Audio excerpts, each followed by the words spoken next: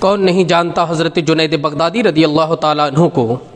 آپ کی جوانی کا عالم ہے، آپ اتنے بڑے پہلوان ہیں کہ آپ کے مد مقابل کوئی ٹھہرنے کے لیے تیار نہیں ہوتا۔ آپ ہمیشہ بادشاہ کے پاس بیٹھے رہا کرتے تھے، چونکہ آپ سے کوئی کشتی لڑنے والا ہی نہیں تھا۔ ایک دن آپ بادشاہ کے پاس بیٹھے ہوئے ہیں کہ دربان آتا ہے اور آ کر کے کہتا ہے بادشاہ سلامت، ایک شخص آیا ہے اور وہ کہہ رہا ہے کہ میں جنید سے مقابلہ کروں گا، میں جنید سے کشتی لڑوں گا۔ تو بادشاہ نے کہا وہ کون ہے؟ ابھی تک تو کوئی بھی نہیں آیا جو جنید کا مقابلہ کر سکے، مگر یہ کون ہے؟ تو اس نے کہا وہ بہت کمزور آدمی ہے اور صبح سے میرا پیچھا لیے ہے کہ مجھے بادشاہ سے ملنے دو اور میں جنید سے مقابلہ اور کشتی لڑوں گا۔ بادشاہ نے کہا اسے اندر لے کر کے آؤ۔ جب وہ شخص اندر آیا تو بہت کمزور ہے، ایسا لگ رہا ہے کئی دن کا بھوکا اور پیاسا ہے، جسم بھی صحیح طریقے سے اس کا دکھائی پڑ رہا ہے کہ بہت کمزور ہے۔ بادشاہ نے کہا تمہارے ہوش تو سلامت ہے؟ کیا تم جنید کا مقابلہ کرو گے؟ تو اس نے کہا ہاں میں جنید سے کشتی لڑوں گا۔ بادشاہ نے کہا ٹھیک ہے، جب تمہاری یہی تمنا ہے تو لڑنے کے لیے تیار ہو جاؤ، فلاں تاریخ کو تمہارا جنید کے ساتھ مقابلہ ہوگا۔ مثلاً اس نے تاریخ کو متعین کر دیا کہ 10 تاریخ کو تمہارا مقابلہ ہوگا۔ وہ شخص چلا گیا، حضرت جنید بغدادی رضی اللہ تعالیٰ عنہ آپ بھی چلے گئے۔ جب وہ 10 تاریخ آتی ہے تو بادشاہ نے سارے لوگوں میں یہ اطلاع دے دی کہ جنید کا مقابل مل گیا ہے، جنید سے مقابلہ کرنے والا ہم نے تلاش کر لیا ہے۔ ابھی تک جس جنید سے کوئی مقابلہ نہیں کر پاتا، لیکن آج اس جنید کو مقابلہ دینے کے لیے ایک شخص آیا تھا اور وہ کہہ رہا تھا کہ میں جنید سے مقابلہ کروں گا۔ لوگوں کا جم غفیر لگنے لگا۔ 10 تاریخ آنے تک بادشاہ نے دوسرے ملکوں میں دعوت دے دی، چونکہ یہ مقابلہ ہی ایسا تھا، چیٹی اور ہاتھی کا مقابلہ تھا، تنکے اور پہاڑ کا مقابلہ تھا۔ کہاں حضرت جنید جیسا شاہ سوار، حضرت جنید جیسا بہادر، اور کہاں وہ ایک کمزور آدمی۔ جب وہ 10 تاریخ آ جاتی ہے، نماز فجر کے بعد بادشاہ کا تخت لگتا ہے، وزیروں کے تخت لگتے ہیں، رعایا ہے سامنے۔ بغداد کی دھرتی پر 1 لاکھ سے زیادہ عوام جمع ہو گئی تھی، چونکہ مقابلہ ہی حیرت انگیز تھا، مقابلہ ہی دلوں کو لبھانے والا تھا۔ جب وہ تاریخ آتی ہے، نماز فجر کے بعد تخت لگ جاتا ہے، حضرت جنید بھی بیٹھے ہیں، لوگ انتظار کر رہے ہیں کہ وہ شخص کب آئے گا، مگر کوئی نہیں آ رہا ہے۔ لوگ منتظر ہیں کہ آخر کون مقابلہ کرے گا۔ کافی وقت ہو گیا، اب بادشاہ کو لگنے لگا کہ ہو سکتا ہے وہ ہمیں بیوقوف بنا گیا اور وہ کہہ کے چلا گیا میں مقابلہ کروں گا، مگر اب وہ نہیں آئے گا۔ بادشاہ نے اپنے وزیر کو اشارہ کیا کہ اعلان کر دو کہ ہم سے غلطی ہو گئی۔ کچھ لوگ آپس میں باتیں بھی کر رہے تھے کہ بادشاہ نے رعایا کا بہت بڑا نقصان کر دیا، ایک مجنون آدمی پر اعتبار کیسے کر لیا، جنید بغدادی سے تو کوئی مقابلہ کرنے والا نہیں ہے، وہ ایک کمزور کے اوپر بھروسہ کیسے بادشاہ کر سکتا ہے۔ لوگ یہ باتیں کر ہی رہے تھے کہ لوگوں نے دیکھا بغداد کی شاہراہ پر ایک گھوڑا آ رہا ہے، اور گھوڑے کی ٹاپو کو جب سنا تو سارے لوگوں کی توجہ ادھر چلی گئی اور لوگ دیکھنے لگے ہیں کہ کوئی آ رہا ہے۔ جب قریب میں آیا تو لوگوں نے دربان سے پوچھا کہ یہی وہ شخص ہے جو ابھی چند دن پہلے بادشاہ کے دربار میں آیا تھا اور اس نے کہا تو جنید سے مقابلہ کروں گا؟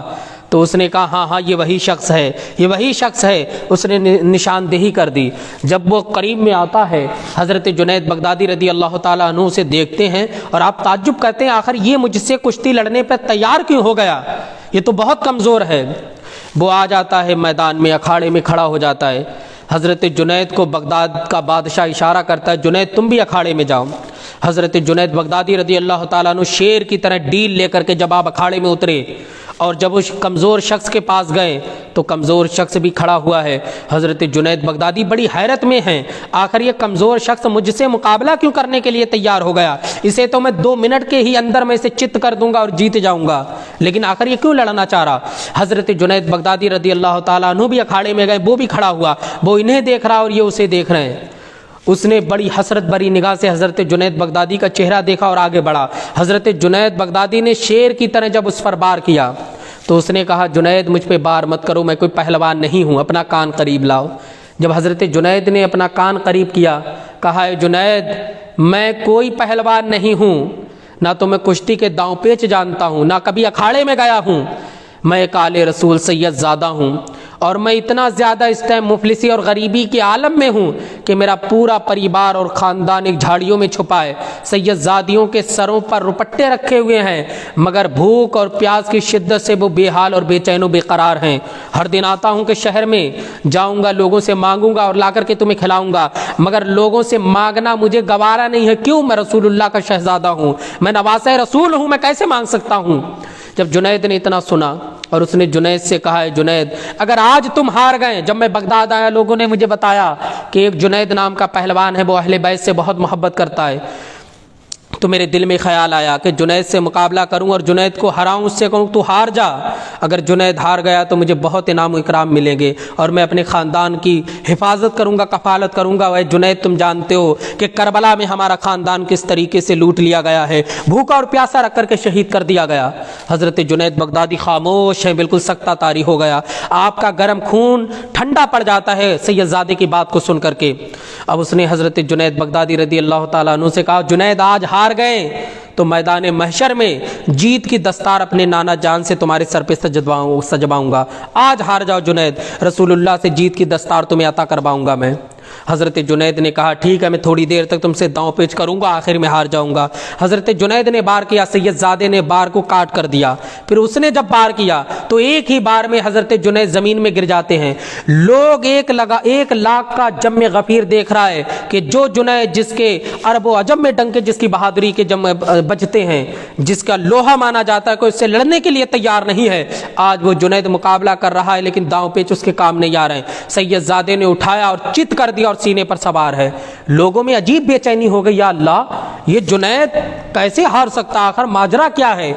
لوگوں نے سید زادے کو اپنے سر پر بٹھا لیا چونکہ وہ جیت گئے تھے، اور جنید بغدادی کے لوگ مٹی ڈالنے لگے، انہیں گالیاں دینے لگے، برا بھلا کہہ کے جانے لگے۔ بادشاہ نے کہا جنید کو نکال دو ہمارے دربار سے، اب اس کی کوئی ضرورت نہیں ہے، چونکہ یہ دنیا کے بادشاہ جب تک انسان میں طاقت اور ہمت رہتی جب تک رکھتے ہیں، بعد میں نکال کے پھینک دیتے ہیں۔ حضرت جنید جن کے چاروں طرف لوگوں کا عظیم جم غفیر رہا کرتا تھا، لیکن آج جنید تنے تنہا اکھاڑے میں پڑے ہوئے ہیں، کوئی پوچھنے والا نہیں ہے۔